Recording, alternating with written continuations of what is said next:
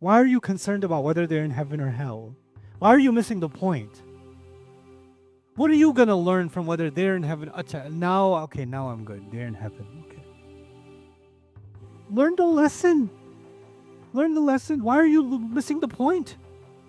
And this is something we have to really internalize in our study of the Quran. This video is a short snippet of our deeper look of Surah Al-Qalam, which is now available to watch on the newly improved Bayyina TV. Learn about this surah and many others in the deeper look section of the app. Sometimes we study the Quran and we alhamdulillah, we have the culture of memorizing the Quran, reciting the Quran, but we don't have the culture of thinking about the Quran. That's not in our culture. And it's very, very unfortunate. Because then our thoughts about Islam are based on everything else except the Quran. The Quran is not shaping our thinking about what Allah said, what Islam is about. And the irony of it all, the world was revolutionized by the coming of the Quran. And Islam spread because the Quran came. The Quran was the haqqul yaqeen. That's what it's describing itself as. An-naba'ul azim. That's the great news, right? And this is and we're the carriers of it. And ironically, we're the least literate in the Quran. And just think of this ayah. Like, how many people are hearing, for instance, just as an social experiment now, how many people in this audience are hearing for the first time that taqwa can have a definition that doesn't have to do with rituals? In this case, it has to do with combating greed. Isn't that shocking? That's shocking, right? It's there. It's not hidden. It's not a hidden text. It's right there. We're not there. And this is this show of hands is very encouraging to me, actually, because this is why I was doing Quran Week. Because I want to restore our collective, conscious engagement with the text, with Allah's words, collectively. We need to create a Quran culture. A Quran culture. That's truly the Islamic culture. And in the shade of the Quran's culture, we get to understand the Sunnah, we get to understand the Seerah, we get to understand Islamic law. Those are the things that complement our understanding of the Quran. But the Quran should be primary. It's not a secondary. It is the primary, right? So inna lil muttaqina 'inda rabbihim jannatin na'im. I'll tell you something about the word jannat. So here we were running after one garden, and Allah offers in Akhirah multiple gardens. And when Allah offers multiple gardens, the suggestion is each garden has its own qualities. If Allah gave us 20 gardens and they all look the same, what would be the point? Each garden has its own features. Each garden has its own joys. Each garden comes with its own company. Maybe one garden is for all your friends in your friend's neighborhood. Maybe another garden is in a prophet's neighborhood. Maybe another garden is in the believers you never met that were just like you, but 10,000 years apart from you. Another garden is just for people who just want to seek knowledge. Another garden is just for the athletes. Another garden just for, different gardens. They're different gardens. And, beautiful facilities, whether they're a hotel or they're a college campus or they're a palace or they're anything, you don't just get to the building. You have to go through a what? A garden. There's a lot of landscaping in expensive places. There's the lawn, and then there's the White House, right? There's the long driveway with trees laid on both sides, and then you get to the mansion, right? So this concept of gardens, don't say, oh, we're just going to get a giant backyard in Jannah, that's it, that's all he had. Is there any indoor situation? I'm not a camper. What Allah is referring to is, what's the first thing you're going to see? It's the gardens. And you go through this beautiful, lush property to get to your mansion, which is part of the joy of privacy, right? Because you want company in Jannah, but you also want privacy in Jannah. Sometimes you have these really beautiful homes, and you open your window, and there's your neighbor staring at you from their window, right? Like there's no privacy, right? But Jannah, because it's lush gardens, you have complete privacy. Like Muslims have a really hard time buying a house with a lot of glass, right? Because that means a lot of curtains, which means a lot of dust. Because we can't just like, you know, just leave the house open like that for any eyes to peer. But if you had an acreage and it was laden with trees, and in the middle of those woods you got your garden, you got your property, complete privacy, then ooh, that'd be nice, you know. And the coolest designs nowadays in interior design and architecture, there's this attempt to bring the outside inside. You guys know that, right? So you feel like you're outside, but you're still in. There's plenty of sunlight coming in, but it's not glaring. You have the view of the swimming pool or the backyard or the trees. Or sometimes they'll even design a house where there was a beautiful tree, but it was right in the middle of the property. They won't compromise the tree. They'll just build a corridor, all glass corridor, in the middle of the kitchen for the tree to be preserved. And it's absolutely stunning. What's human obsession with Jannat, right? Because the serenity that comes from it, the calm you feel when you see greenery and when you see water, right? And and you'll find the view is really important in real estate. So if you have a water view or a mountain view or a green view, then the property price goes significantly higher, right? And you have in the Quran mansions on top of mountains with the view of the waterfall. In fact, the waterfall is right underneath you, and all this, the things that human beings value the most are actually all being incorporated in Jannat and Na'im. But my favorite word in all of this is actually an-Na'im. It's so loaded. The word Na'im we saw in the beginning, Ma anta bi ni'mati rabbika bi majnoon. So ni'mah came before and now Na'im is coming. And there's a connection, right? The ni'mah of Allah up there was the word of Allah and the guidance of Allah. And the guidance of Allah, that ni'mah will lead to this Na'im. That ni'mah will lead to this. It's anchoring those two words together. But the word Na'im is called a sifa mushabbaha in Arabic, an adjective that refers to something permanent. The garden, in any garden you get in this world, cannot be permanent. It will go through a season and it will lose its season, right? It'll be sarim eventually, right? But Allah is offering us gardens that are na'im, they're permanently luxurious. Jannat and na'im.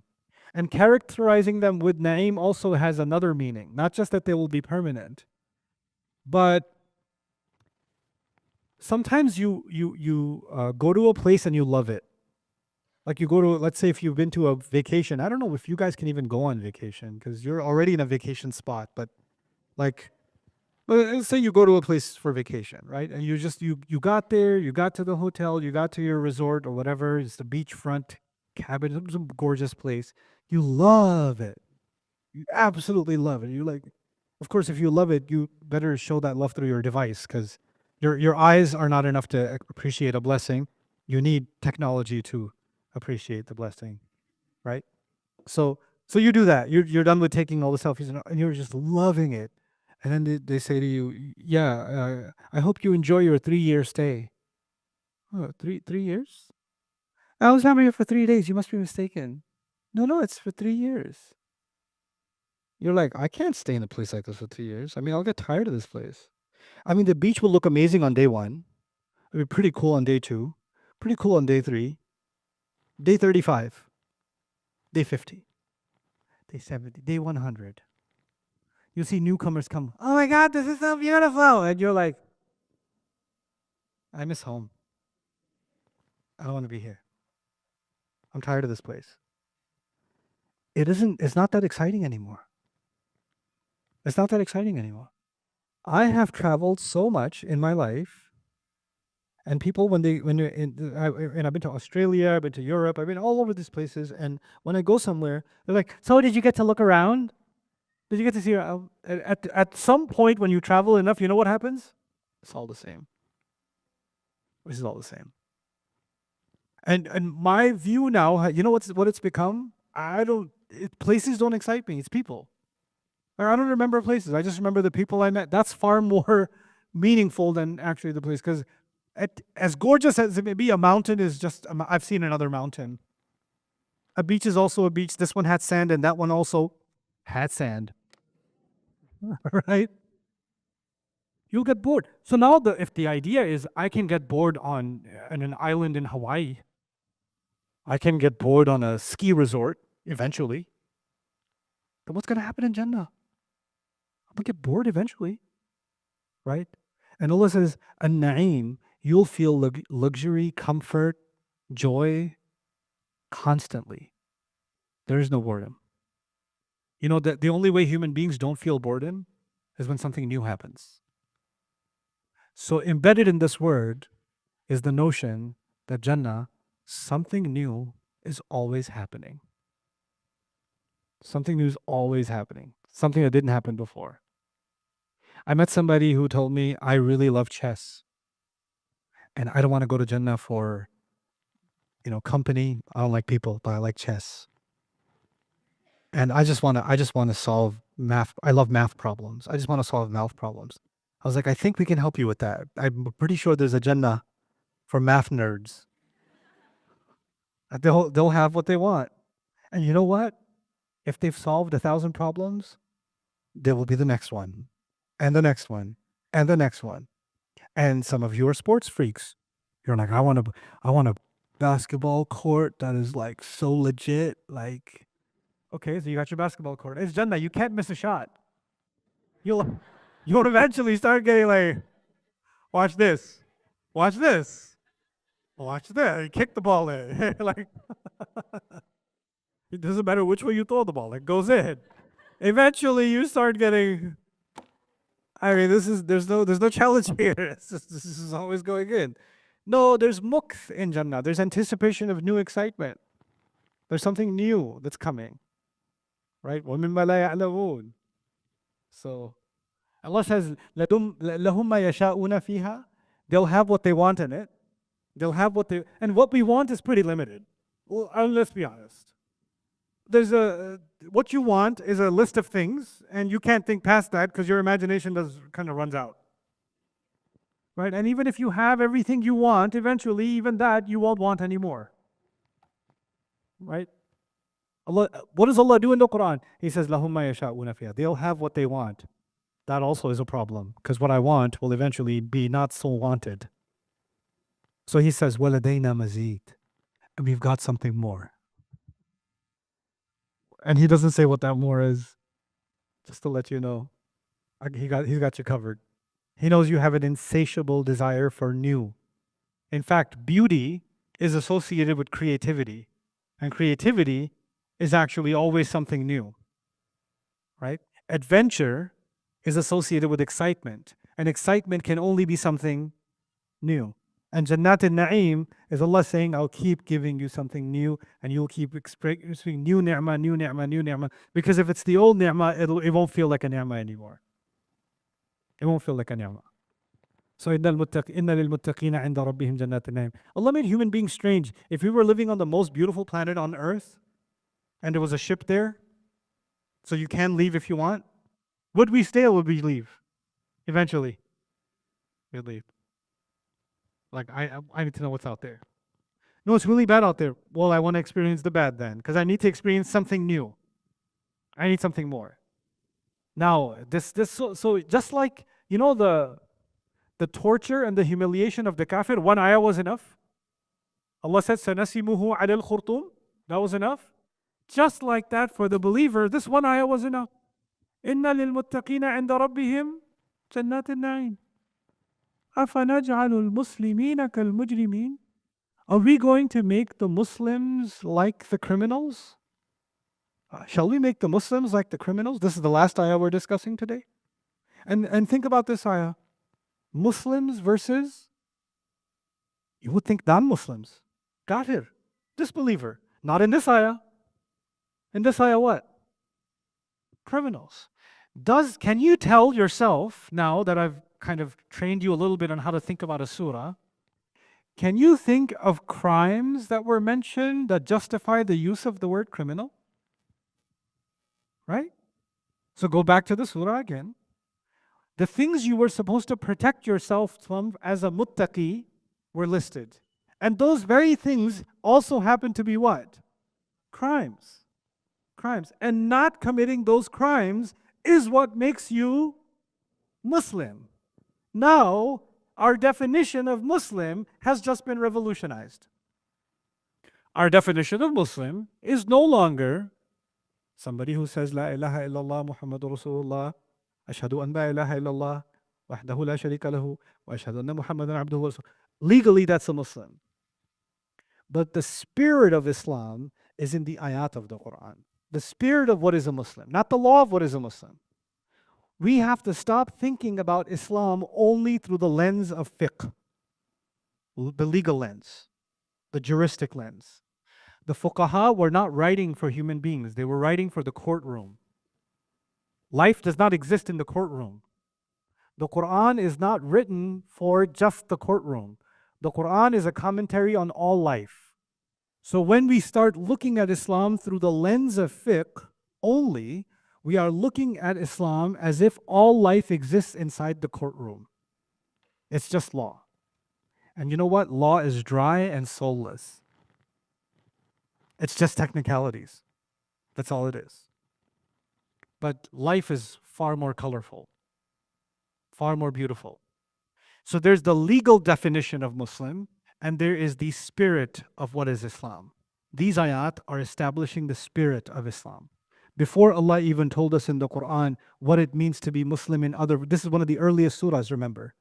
So the first thing Muslims were thinking when this revelation came, oh, a Muslim is someone who doesn't make false oaths. A Muslim is someone who doesn't go around spreading slander. A Muslim is someone who, these were the definitions. He's not a halaf. He's not mahin. He's not hammaz, masha' bin namib. He's not manna' lil khayr. He's not mu'tad. He's not athim. He's not utul. He's not zanim. He's not thinking that he has more value because he has mal wa banin. He's not like the people of this garden who try to deprive us. This is what a Muslim is. And in their mind, the first definition in the Quran, arguably, the opposite of a Muslim is not a kafir. The opposite of a Muslim is a mujrim, is a criminal. Is a criminal. SubhanAllah. What a way to define religion. The one who surrenders to Allah refuses to do wrong to their creation, to his creation. That's the meaning. The word jirm in Arabic, jirm, means a heavy body. And from it came the word jurm, which is used for heavy crime. So one of the Arabic words for crime is ijram or jurm, and jurm means serious crime, not just any crime. Like a small sin can be dhanb, right? A vile evil deed can be called a sayyi'ah. There are different words in Arabic for sin and crime, but this word is used for serious crime. And so now Allah is describing what He just described, that greed and that behavior, as a serious crime.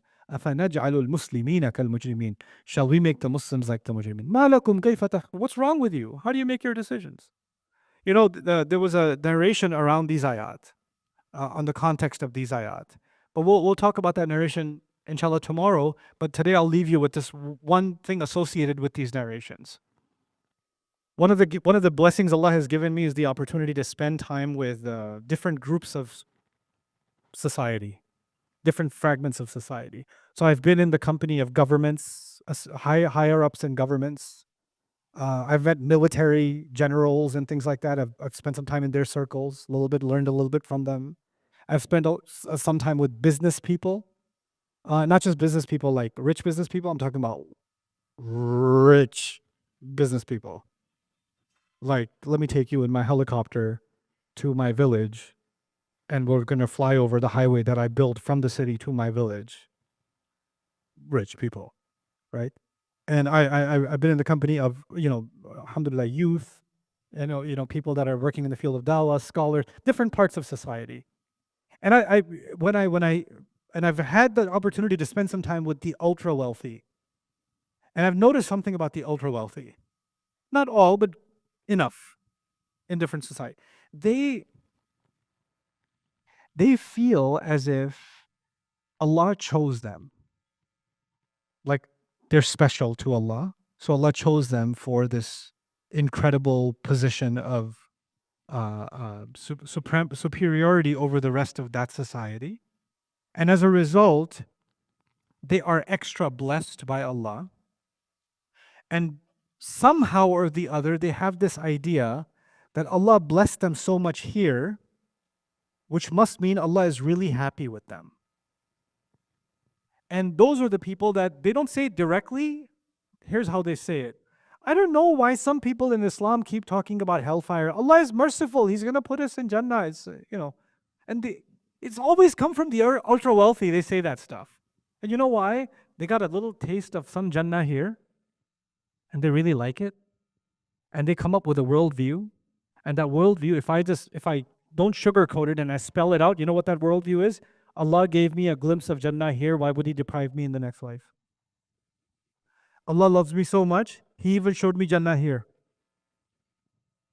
Clearly, I'm entitled to the next life too.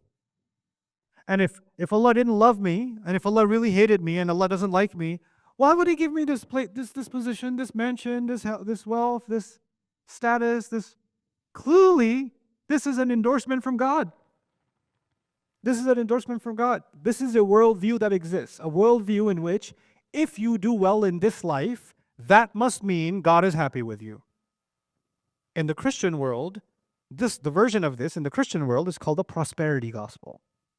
Okay? So the preacher will come out wearing a Rolex, wearing his, Italian suit, and he's going to land in his helicopter by the mega church and he say, "The Lord's been good to me this week. I got myself a new Rolex. The Lord is good. God is kind. And it's time for you to be blessed by the Lord after you make your donation, of course." So,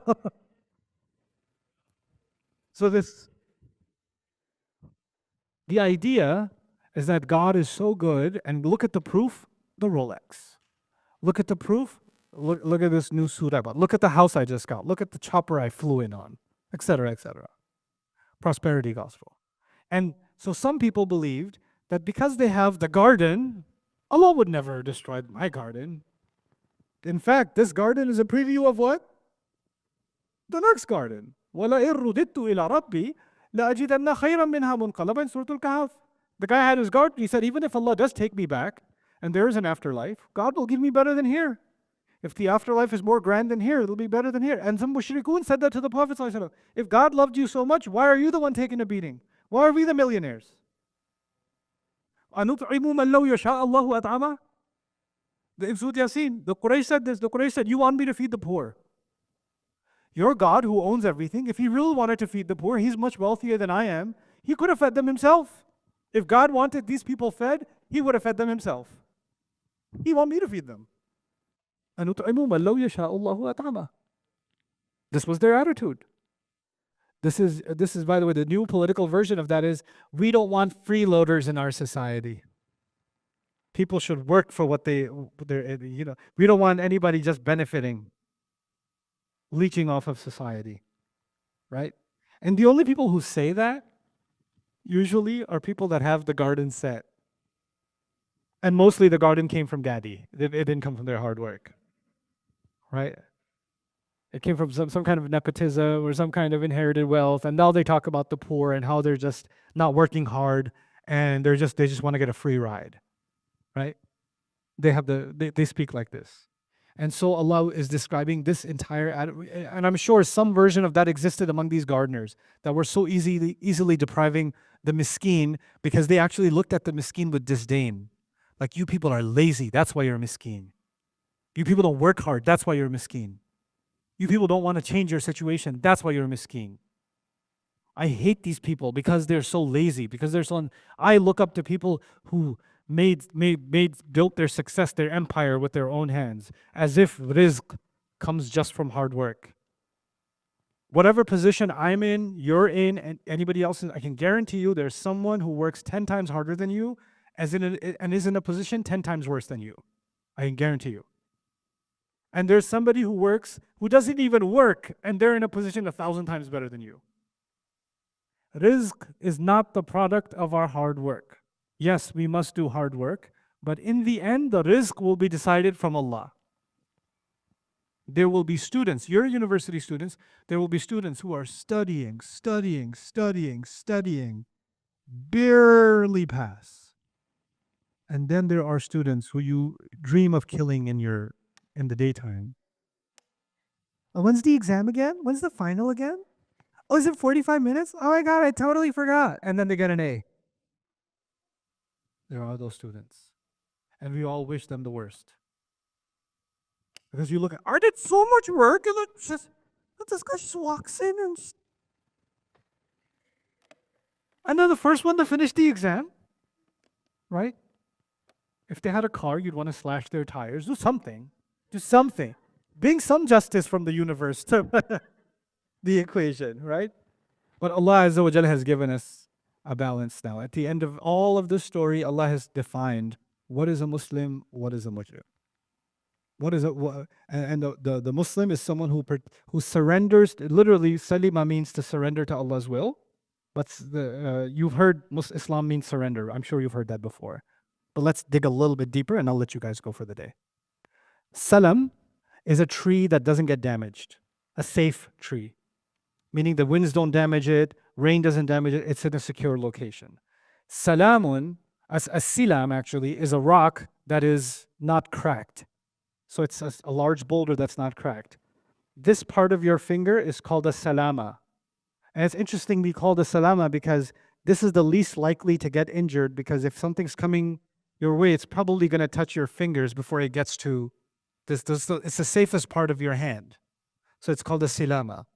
As-salimu min al-hafir, so the horse has a hoof, right? And the hoof, like the U-shaped horseshoe, for example, right? So the part of the U part is the safest because it's protected by the metal. And so the part that's right underneath that metal is called the silav, the salim of the horse. Because if a rock or something that does pierce, it'll pierce through the middle, but it won't pierce through the sides of it. You understand? So the salam is something sturdy, something strong, something secure. This is why salam is used, or sulam is used for a ladder. Because a ladder, you take one secure step, then another secure step, then another secure step. Salim or salima, the verb, is used when you get better from a sickness. You become sturdy and strong again. So it reinforced. And salim or silm is used when society comes back and becomes stable and strong and is no longer afflicted with war. From it came the idea, rajulun salamun li rajul, when a person devotes themselves completely to someone else. In other words, I feel like I'm safest with this person. I'm going to give myself entirely, completely vulnerable to another person. You're salam to that person. When you hand something over, like a payment over entirely, it's called aslama shay'u ilayhi. And from it came the idea of surrender. Now the Muslim is someone who hands themselves over entirely to Allah, and they're fully confident that they're safe in Allah's hands. Just like all the things that are safe are from salama, we hand our safety over to Allah. So we're peacefully, they say peaceful surrender because you're feeling safe with Allah. So the people that surrender before Allah are feeling safe from bankruptcy, they're feeling safe from loss, they're feeling safe from being left behind. You know, there's a teacher who reaches out to me from a school who all the teachers that are corrupt and take bribes and do all this other stuff, they keep getting promotions and she doesn't get a promotion because she knows that it's haram. But she's content with that because she knows Allah will keep me safe. So He'll keep me safe from their schemes. He'll keep me safe from not losing my rizq. I've surrendered myself to Allah. So these are the Muslimin. أَفَنَجْعَلُ الْمُسْلِمِينَ. It's actually, the word Islam has in it a great deal of tawakkul.